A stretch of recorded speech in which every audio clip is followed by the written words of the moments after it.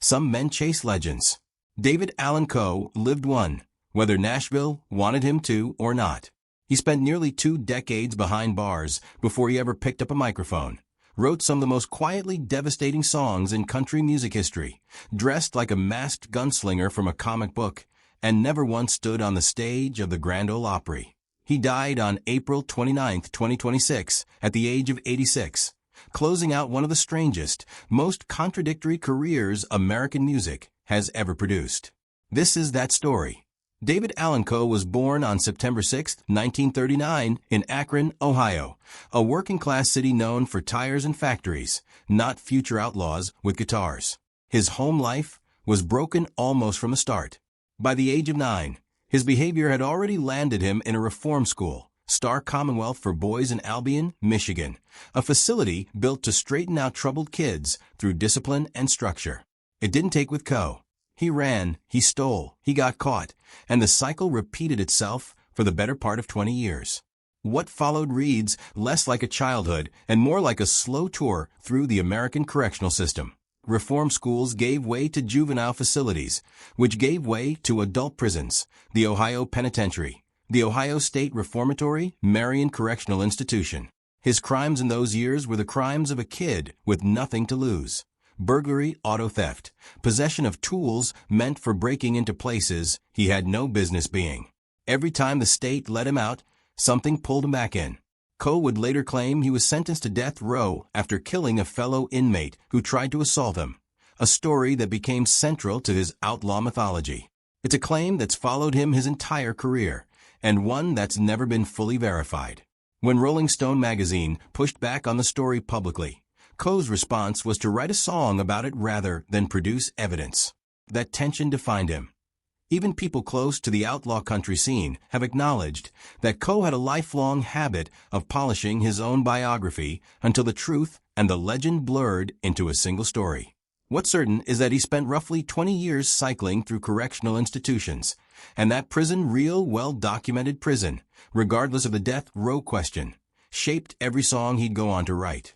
It was inside those walls that Coe found the one thing that might have saved him. A fellow inmate serving time alongside him was Screamin' Jay Hawkins, the wild-eyed showman behind I Put a Spell on You. And it was Hawkins who first encouraged Coe to take his songwriting seriously. Between shakedowns and lockdowns, Coe taught himself guitar and started putting his life into verses. He wasn't writing to make a career. He was writing because it was the only thing in that world that felt like his. When Coe was finally released for good in 1967, he didn't slide quietly into civilian life. He drove to Nashville with nothing but a guitar and a plan that bordered on delusional, convinced the most conservative institution in American music that he belonged. He had nowhere to live, so he moved into a red, white, and blue Cadillac hearse and parked it outside the Ryman Auditorium, the original home of the Grand Ole Opry. He'd painted the side of the hearse with the words, "Support the Grand Ole Opry," then climbed on top of the vehicle and started playing guitar for whoever walked by. It was audacious and a little absurd, and it worked exactly as well as a homeless ex-convict busking outside a music institution should have worked, which is to say, not very well, at least not at first.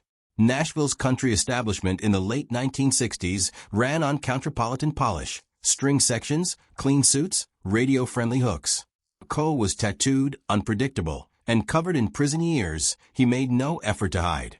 According to people who remembered the era, Coe would sometimes dress up in a rhinestone suit, sprint through the alley between the Ryman and Tootsie's Orchid Lounge to work up a sweat, then stroll in with the real performers, as though he belonged among them. He was, by every honest account, faking it, chasing a stage that wanted nothing to do with him. But he refused to disappear, and refusal turned out to be its own kind of talent. His writing got noticed before his singing did. Plantation Records, run by Shelby Singleton, signed him and released his 1969 debut, Penitentiary Blues, a raw, blues-soaked record built entirely out of his years behind bars. He followed it with Requiem for a Harlequin, an album so strange and unclassifiable that it barely resembled anything else coming out of Nashville at the time, closer to psychedelic theater than to country radio. Then, in 1973, everything changed. Coe wrote a tender, aching ballad called Would You Lay With Me in a Field of Stone. Tanya Tucker recorded it, and it went to #1 on the country charts. Suddenly, the industry that had been ignoring Coe couldn't ignore the man behind one of the year's biggest hits. Columbia Records signed him, and in 1970, he released The Mysterious Rhinestone Cowboy, the record that gave him both his signature nickname and his signature look. The story behind it was almost too fitting. Fellow country star Mel Tillis, tired of his own rhinestone-heavy wardrobe as the trend faded, simply handed the whole collection over to Coe. Coe kept the suits and added a Lone Ranger mask for good measure, performing for a while as a masked, sequined outlaw nobody in Nashville quite knew what to do with. Whatever the industry thought of Coe personally, it couldn't argue with what he could do on paper. In 1975, he had a hit with You Never Even Called Me By My Name, co-written with Steve Goodman and John Prine. The song only climbed to #8 on the charts, but it became something bigger than a hit single, a half-joking, half-loving parody of every country song cliché in existence, named checking trucks, trains, prison, and mama in one verse, and it's been treated as a kind of insider's anthem in country music ever since. It takes a real command of the genre to satirize it that precisely. The rest of the decade cemented him as one of outlaw country's defining voices, even if he never quite got the mainstream recognition that Waylon Jennings, Willie Nelson, and Chris Christopherson received. He released Long-Haired Redneck in 1976, leaning further into the biker outlaw image that made him a hero to audiences who felt like Nashville's clean-cut stars weren't singing about their lives. In 1977, Johnny Paycheck took Coe's song Take This Job and Shove It to #1, and it became one of the most recognizable working-class anthems in American music, a song that still gets sung, half as a joke and half dead serious, by people clocking out of jobs they hate. Coe kept writing and recording through the 1980s. The Ride, released in 1983, told the story of a hitchhiker picked up by the ghost of Hank Williams, an eerie, atmospheric song that's remembered as one of the finest pieces of storytelling in his catalog. A year later, Mona Lisa Lost Her Smile became his biggest chart hit as a performer, reaching #2, proof that underneath the outlaw persona was a genuinely gifted vocalist and melodist who could have had a much more conventional career if he'd wanted one. He never wanted one. Alongside his official studio albums, Coe also circulated a pair of independently released records packed with crude, explicit material that were never sold through normal retail channels. The kind of albums biker magazines advertised in the back pages, passed around, and bootlegged for years afterward. They cemented his reputation as untouchable by mainstream radio and further widened the gap between Coe and the polished country establishment, even as his official releases kept climbing the charts. For all his hits, all his influence on outlaw country, all the years he spent orbiting Nashville, David Allan Coe was never inducted into the Grand Ole Opry.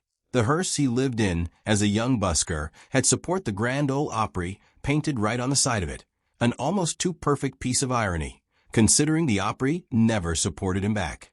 He performed as though he already belonged there, borrowed rhinestone suits and all, and the institution simply never opened the door. There's no single, confirmed explanation for why. What's clear from people who covered him over the decades is that Coe was, by nature, difficult to package.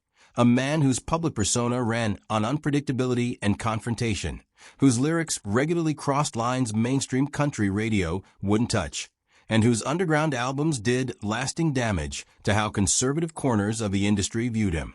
The Opry has always guarded its image carefully, and Coe, almost by design, made himself impossible to sand down into something that image could accommodate. He wasn't blacklisted in some dramatic, secretive sense, so much as he was simply never invited.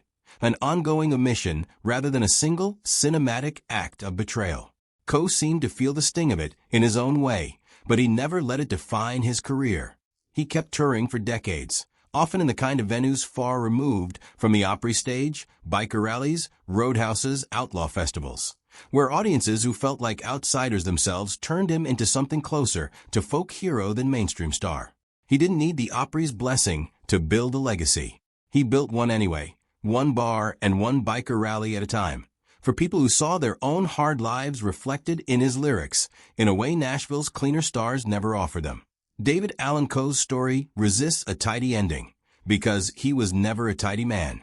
He was a songwriter capable of real tenderness, Would You Lay With Me and The Ride are proof of that, and also a performer who spent years associated with material that alienated him from the mainstream almost permanently. He gave voice to prisoners, bikers, and working people who felt unseen by polished country radio. And he also cultivated a public persona built partly on stories that even his own biographers admit were exaggerated for effect. Nashville never fully embraced him, and he never fully asked it to. He is survived by his wife, Kimberly Hastings Coe, and 5 children, including Tyler Mahan Coe, who went on to create the acclaimed country music history podcast Cocaine and Rhinestones, a fitting continuation of his father's instinct for telling the messy, unvarnished truth about the genre. His manager, David Wade, remembered him after his death as a complicated man, an outlaw, and a great songwriter, singer, and showman who genuinely appreciated the fans who stuck with him around the world. Whatever the Grand Ole Opry's reasons for keeping its doors shut, David Allan Coe never needed that stage to prove he belonged in country music story. He rode his way into it from a prison cell, buskied his way into it from the top of a hearse, and stayed there, masked, rhinestoned, and unapologetic, for the better part of 60 years. The Opry may never have called his name. Country music never stopped singing his songs anyway.